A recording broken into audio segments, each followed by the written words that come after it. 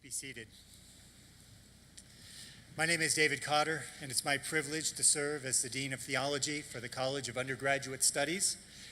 And I remember when I was about the age of the students who were here with us today that I found myself in the chapel at Trinity Evangelical Divinity School to hear a speaker named Carl F.H. Henry. And I'd heard that he was an important scholar, but frankly, I didn't know. I had not read any of his books, and it took years, in fact decades, to unfold for me to read and to hear about this man that God used in an amazing way to shape the evangelical world in monumental ways.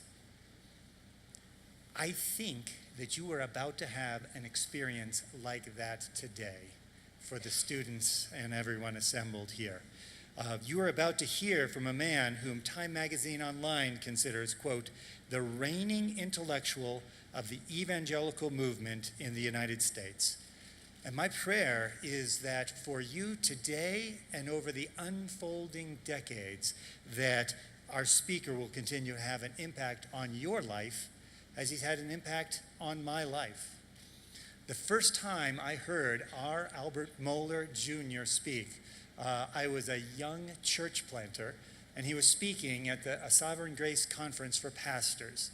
And he was telling about how God, in remarkable ways, was bringing orthodoxy to Southern Seminary. Dr. Mohler is also a member of the Council on Biblical Manhood and Womanhood, and we crossed paths there about 10 years ago when I had the privilege of serving as executive director for that organization. And this month, Dr. Mohler will celebrate his 24th year as president of one of the largest seminaries in the entire world, the Southern Baptist Theological Seminary, where they combine a robust theological education with practical training to fulfill the Great Commission. And it was exactly this vision that drew me to pursue a PhD in New Testament.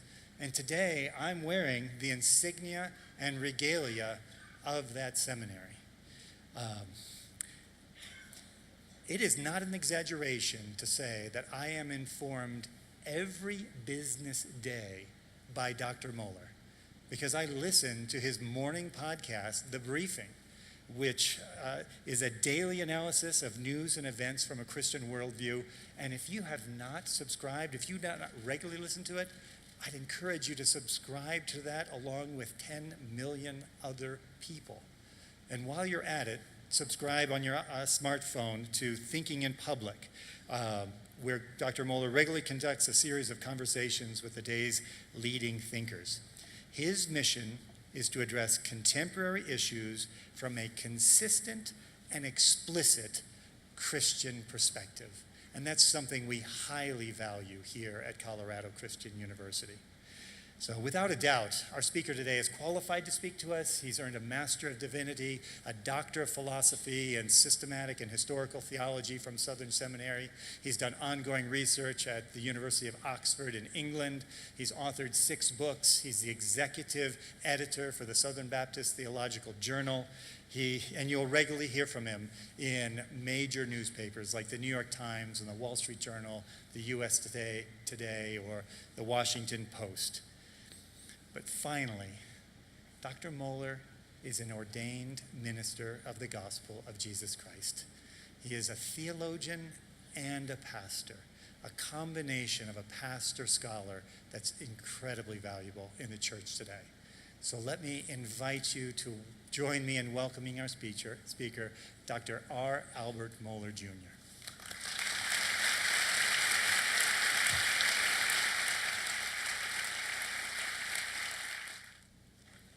Well, on behalf of us all, thank you to that magnificent choir, the orchestra, and all gathered here, and thank you for making this such a worshipful occasion. Someone is going to notice that this is out of order, and someone's going to be concerned about that. But let me say, as a pastor who's performed many weddings, it always turns out better the way that it actually happens, and I'm so thankful that I got to hear that song before I got up to speak. And we had a piper piping. That doesn't happen every day. It's a wonderful addition to this service. Just recently I heard back in Kentucky of an elderly gentleman whose last request was that a bagpiper play at his funeral. Everything was arranged. They had to get the bagpiper to drive into rural Kentucky from Nashville, and on the way, the bagpiper got lost. He was panicked in the entire affair and very worried he was going to miss the funeral, and about this he was tremendously concerned. He eventually found where he thought he was supposed to be, and driving through rural Kentucky, he came across a group of people in a freshly dug hole in a mound of dirt. He got out of his car, opened the trunk, got out his bagpipes, and then he just stood up without saying anything because the people looked at him as if he were now unexpected. And he came up and he played the mournful tones of the bagpipes, beautiful Christian hymns, and everyone standing there was actually moved to tears. He himself, having finally, although late, arrived to do what he came to do, went back to his car, put the bagpipes in the trunk, and drove off, leaving those assembled to say, "That was the craziest thing I ever saw." All that for a new septic tank.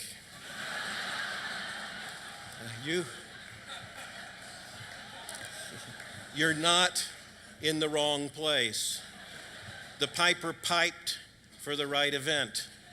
And what a glorious event this is. How thankful I am to be here with you. And so President Sweeting, Mrs. Sweeting, those who are fellow colleague presidents, academic leaders, faculty, trustees, students, and others, I just want to say you should feel the joy and the celebration of this moment. It is one of those very rare occasions, and for an academic institution, this is one of those milestone moments that ought never to be forgotten. It becomes a part of the memory of this institution, but more than that, pointing to the future, it is a down payment on great hopes that are invested in this school and in this president and in all who are assembled here, who are the friends of this great university, Colorado Christian University, and are here to join in the celebration together.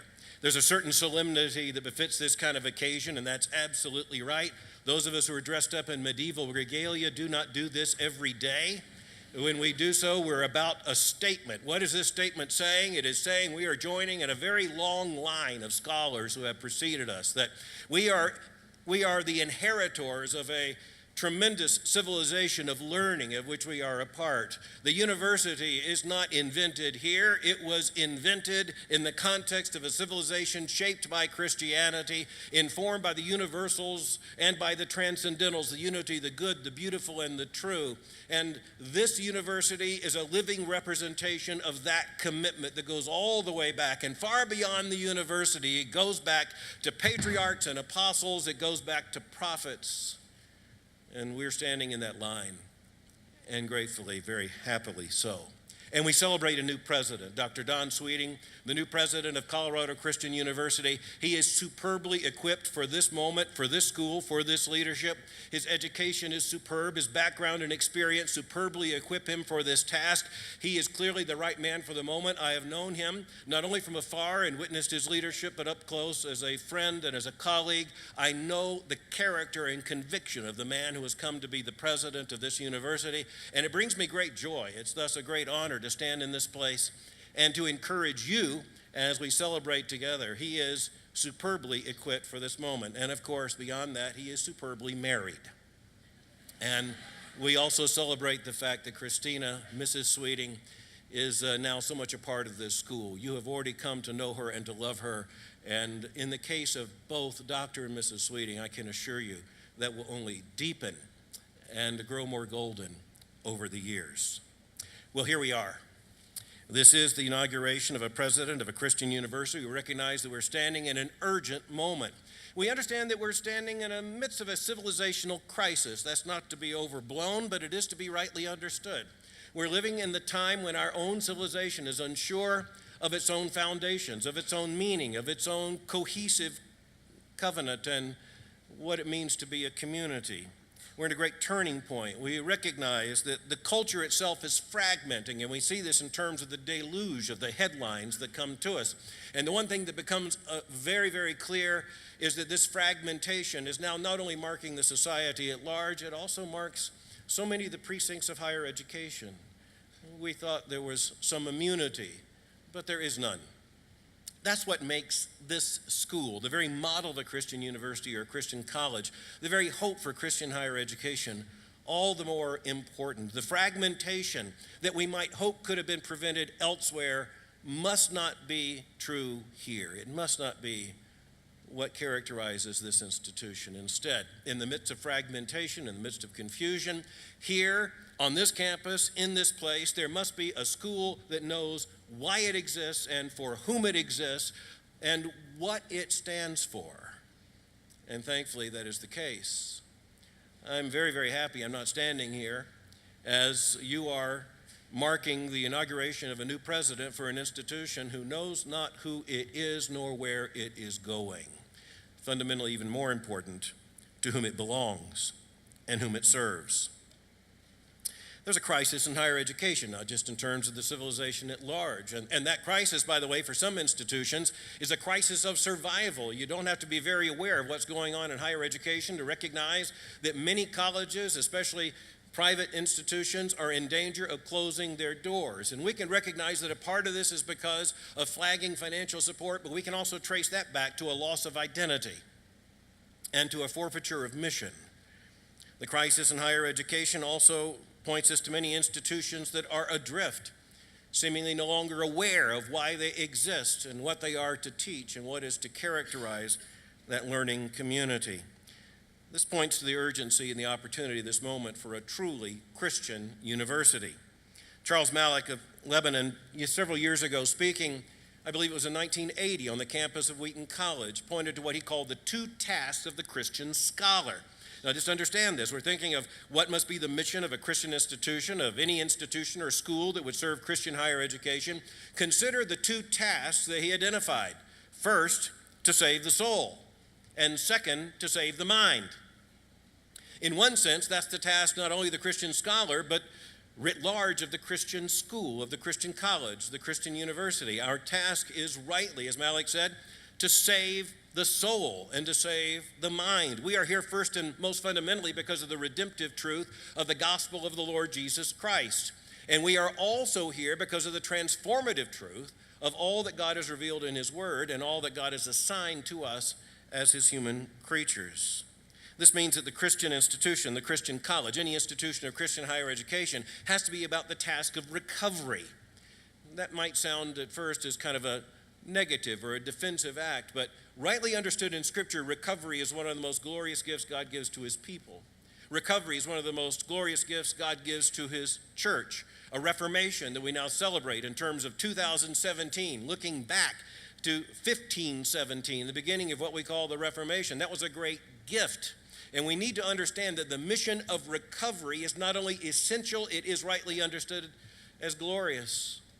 That's why we're very happy about what's taking place here. We're very happy to affirm an institution that is intentionally, strategically, unapologetically about that recovery. We stand at the junction of a most opportune moment and a most urgent moment. We have to ask the question, if this will not happen on this campus and on our campuses, then where will it happen? If this recovery is going to happen, it has to begin in schools just like this. You go back a century or so to the formation of what became Colorado Christian University, and there was a real need then, but we come to understand that the need is far more pressing now. And that will be true so far as we can see, far into the future. But if this be true, then what are the aims of Christian higher education? In the year 1916, Alfred North Whitehead, the great philosopher and mathematician, gave an address entitled The Aims of Education. He was frustrated. Many of the great addresses in human history have come because someone was frustrated, spoke out of that frustration. Alfred North Whitehead said his frustration was in the educational system that especially was shaping the young, and as he saw it, the young leadership for Britain during that period. In 1916, Alfred North Whitehead said the great problem in terms of British education, and he was speaking particularly of the schools, and you'll recall it was true then, even as it's still largely true now, that the playing fields of some of those schools actually produced the leaders of the future. They understood that.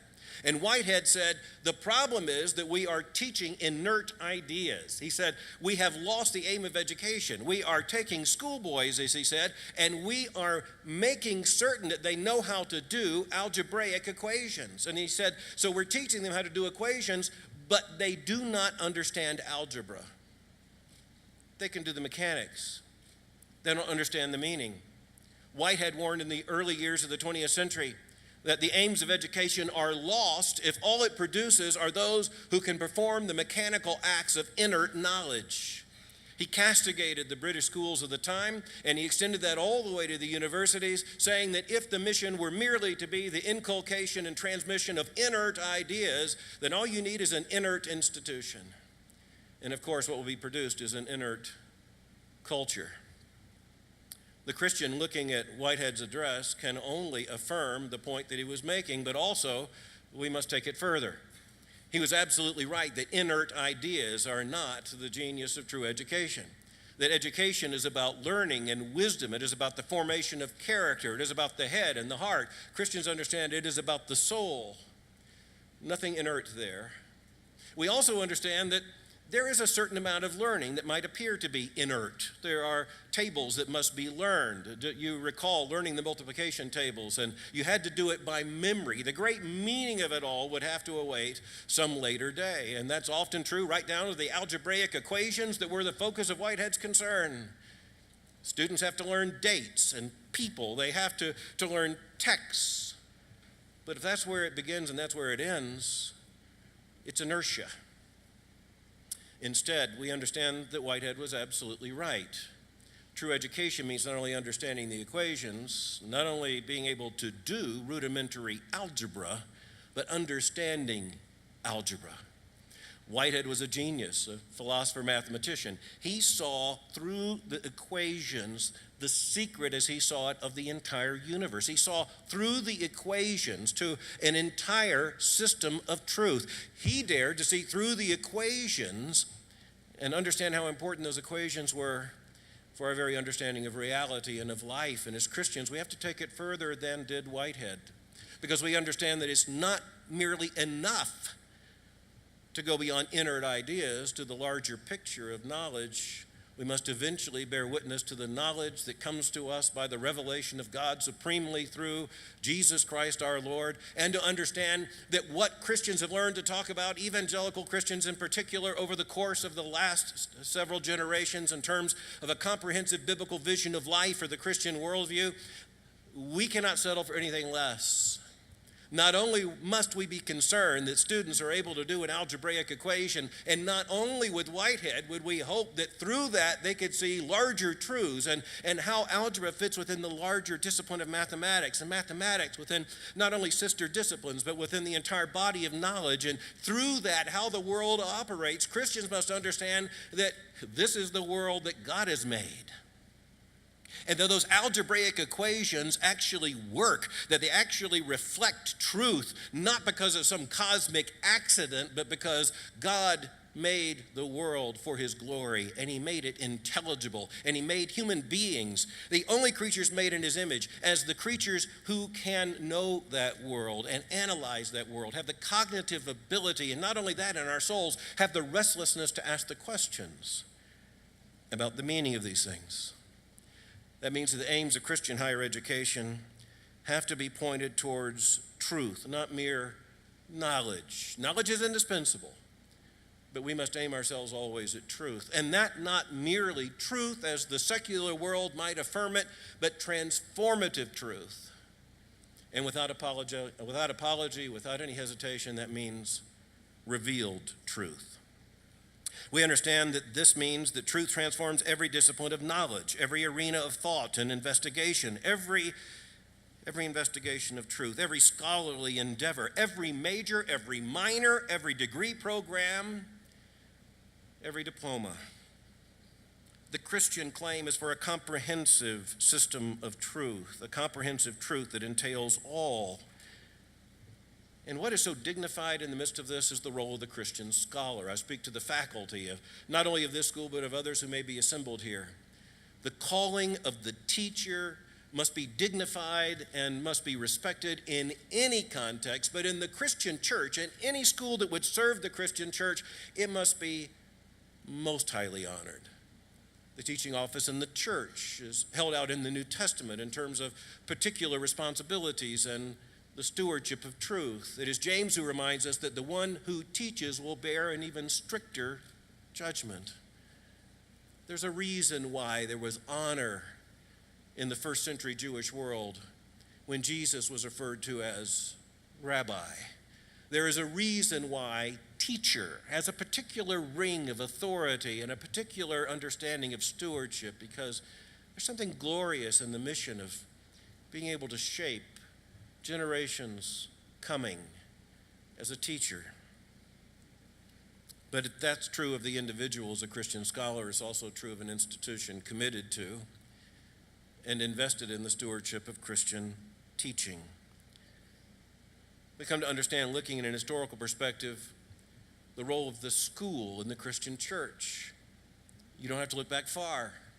The very earliest Christians learned how to adopt the models of the age in order to make certain that Christians transformed the entire understanding of learning, and Christians took advantage of all that they could take from even ancient Rome and ancient Greece in order to create schools, because they understood that if there were no schools, there would be no scholars, and that would be of great injury to the Christian church and, of course, also to the larger culture.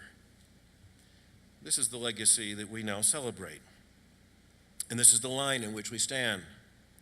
We come to understand that that requires a centering vision, and that centering vision must be the lordship of Jesus Christ.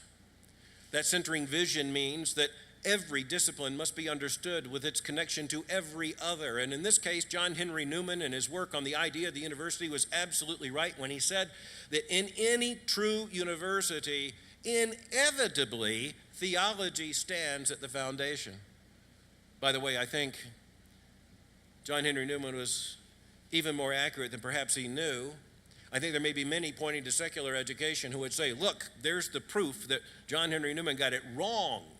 Cardinal Newman was wrong when he said that theology is at the foundation of every true educational or scholarly enterprise, certainly anything that would be a university. However, I would simply say it's a different form of theology. In reality, theology will stand at the foundation because our basic understanding of God, our basic understanding of reality is so foundational that nothing can be done except upon that foundation. And that's what points to the necessity of a Christian school being so absolutely clear that it's not just theology that stands at the foundation. It's not just theology that stands as the unifying factor. It is the revealed theology of the Holy Scriptures, unapologetically affirmed and received and taught by a Christian college or university. Our aims go beyond that. One of our aims must be to demonstrate true community. We're not just talking about Christian higher education in some generic sense.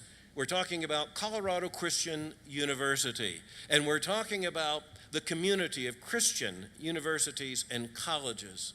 And here we must model community, even if it is breaking apart and fragmenting on other campuses. Here it must be so that we model what it means to be learners and teachers together, what it means for every teacher also to be a learner, what it means for teachers and learners and all those who are invested in the responsibility of this process, including administrators and others who facilitate. They must also understand the necessity of showing the world what a community of Christian scholars looks like. The world should be envious of what takes place on this campus, as they should rightly be even now.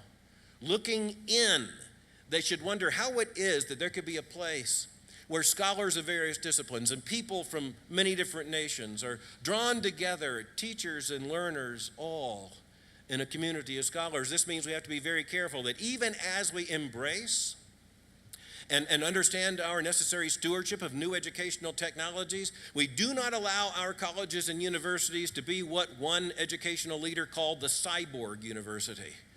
We are not out to create the cyborg school. There must be a community of learners here. And now I speak to those who are donors and others who facilitate and make possible by generous support a school such as this. There are less expensive ways to transmit knowledge than this. If you are looking for how you can transmit inert knowledge, you can do so less expensively than in creating a college or a university or all that you already see here, much less the glorious vision that is planned. But if you want a Christian college or a Christian school, if you understand that you're not aiming merely for inert knowledge, but you're looking for the inculcation of Christian truth, the transformative truth that is revealed in Scripture in the lives of students, if you want, as you must want, to be a part of creating a college, a university, and sustaining it and developing it that will aim itself at heart and soul and mind. If you understand the necessity of what it means for teachers and learners in the almost magical context of a classroom, then you're going to understand why that requires investment in a school just like this. If you, as I did today, along with other guests, if you were to walk on this campus and see students together, let me tell you, one of the ways I gauge the health of an institution is whether or not students are happily on the campus when they're not in class. And it is clear that the residential students on this campus are not captives here. And to see the community that is even evident in them in conversations, no matter where they're taking place. And you understand that learning that starts in the classroom never ends there. And one of the most important gifts that comes in a residential college education, especially in a Christian college education, would be the camaraderie and the community that comes as learning takes place, not only in the classroom, but beyond the classroom, and lives are shaped. We understand that our aim must go beyond what any other school understands. A passerby who might happen into this occasion will look in and see the academics in our regalia and understand the formality of the occasion, will look at the program and understand, yes, I've seen elsewhere or known of elsewhere the inauguration of a president, a chief executive officer of an academic institution, but that passerby, though recognizing the shell of what is taking place here, would likely miss the heart of the matter. Because what is taking place here is not just a presidential transition, it's the passing of a torch. And we ought never to take lightly the passing of a torch, especially a torch that has been carried by prophets and by patriarchs, by apostles, a torch that was passed on by martyrs, a torch that includes reformers and schoolmen, that includes Puritans and preachers, that includes scholars, some of whom have labored without any students, merely in the darkness of a monastery, copying manuscripts they were never sure would be seen by anyone in the future, but they did not want knowledge and truth to disappear. Those who established the universities and those who began that movement of Christian colleges that we can trace back just for about 200 or 300 years, we come to understand how glorious this is. It is the passing of a torch. It's the passing of a torch in the administration and in the presidential leadership of this school to Dr. Don Sweeting, and that's a very happy thing. It's the transition and the passing of a torch also to a new generation. Those who will be serving as trustees and faculty, and those who will be the administrators of this school. It's the passing of a torch from one generation of students to another. Our aims have to be understood as all of those invested in other institutions of higher education, and yet more. You heard earlier the text read from Hebrews chapter 12. Let us be grateful for receiving a kingdom that cannot be shaken. And let us offer to God acceptable worship with reverence and awe, for our God is a consuming fire. The torch that is passed, the challenge that is given to us, the stewardship invested in us is nothing less than to teach those who will be the servants of an unshakable kingdom. So everything, this prologue, all the fragmentation, the crisis in the civilization, all the questions in our culture, the barrage of headlines coming, they're going to continue to come. But let this school and all the other schools called to a common calling, let us understand that we're about an unshakable kingdom. And if we do what we are called to do, if we teach and preserve and transfer not only inert knowledge, but the transformative truth of all that is given to us in the Scripture, in Christian truth, in the inheritance of Christian knowledge, then we will truly serve to equip servants of an unshakable kingdom, to serve here, to serve across this country, to serve in this discipline and in that, in this arena of life and in every other, to the ends of the earth, and for that matter, in places where we cannot ever imagine. It's one of the glories of being a teacher. It's one of the glories that has been given to me to serve 24 years in one place. I have seen the Lord use graduates and send them where I never would have understood, flinging them to the ends of the earth for His glory. It's worth doing this. It's worth doing this for the long haul. But remembering that we are, after all, serving an unshakable kingdom, we're also reminded of something else. We will not finish this task. President Sweeting, we congratulate you on this transition and on the passing of this torch.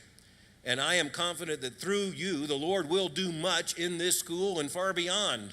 But you will die with more undone than done. And so will I. It's a humbling realization. And but for the reigning God, who is a consuming fire, that would be a depressing thought. But we're called to run a race. We're called to do what we are commissioned to do, the stewardship to be fulfilled that we have received.